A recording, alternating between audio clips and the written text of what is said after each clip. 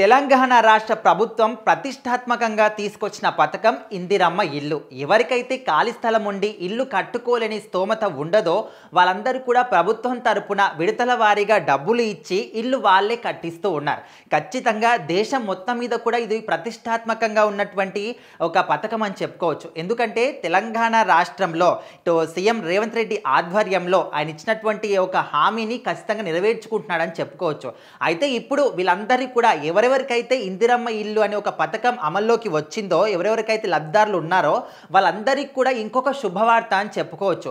ఇప్పటి వరకు దాదాపుగా ఆల్మోస్ట్ అందరూ కూడా ఈ యొక్క ఇళ్ల నిర్మాణాన్ని పూర్తి చేసుకుంటూ ఉన్నారు. ఆల్రెడీ ఇంకొంతమంది నిర్మాణ పనులు జరుగుతూ ఉన్నాయి. అయితే ఈ క్రమంలోనే కొంతమంది ఇట్లా విడతల వారీగా డబ్బులు వస్తాయి కాబట్టి ముందుగా ఎవరైతే ఈ యొక్క పథకానికి లబ్ధిదారులు ఉన్నారో వాళ్ళందరూ కూడా ముందుగా పునాది పోసుకుంటే ఆ తర్వాత మొదటి విడత డబ్బులు వచ్చి పడతాయి.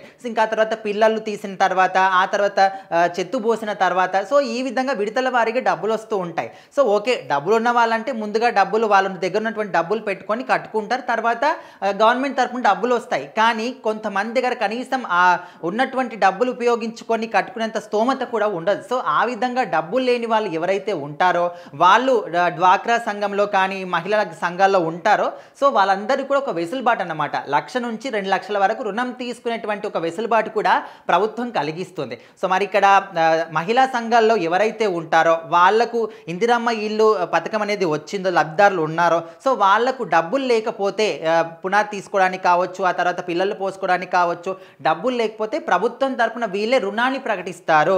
1,00,000 నుంచి 2,00,000 వరకు రుణం వస్తుంది. దాన్ని ఉపయోగించుకొని కట్టుకుంటే ఆ తర్వాత మళ్ళీ ఇందిరమ్మ ఇల్లు యొక్క డబ్బులు వచ్చేసి వీళ్ళ అకౌంట్లో పడతాయి. సో ఆ విధమైనటువంటి వెసులుబాటు మాత్రం ప్రభుత్వం అయితే ఇప్పుడు ఏర్పాటు చేసింది. ఎందుకంటే రాష్ట్ర వ్యాప్తంగా ఓకే ఇందిరమ్మ ఇల్లు వస్తున్నాయి, చాలా మంది కట్టుకుంటున్నారు. కాకపోతే ఒక సర్వే కూడా నిర్వహిస్తున్నారు.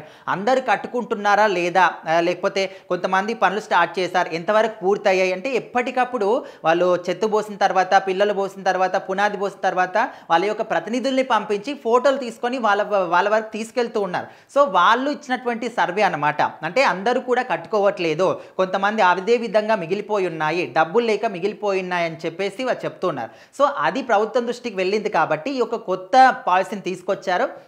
ఎవరైతే ఈ లబ్ధిదారులు ఉన్నారో, ఇందిరమ్మ ఇల్లు లబ్ధిదారులు, వాళ్ళకు పథకం వచ్చి కట్టుకోకుండా ఉన్నారో డబ్బులు లేక, వాళ్లకు 1,00,000 నుంచి 2,00,000 వరకు రుణం అయితే ప్రభుత్వం ఇస్తూ ఉన్నారు.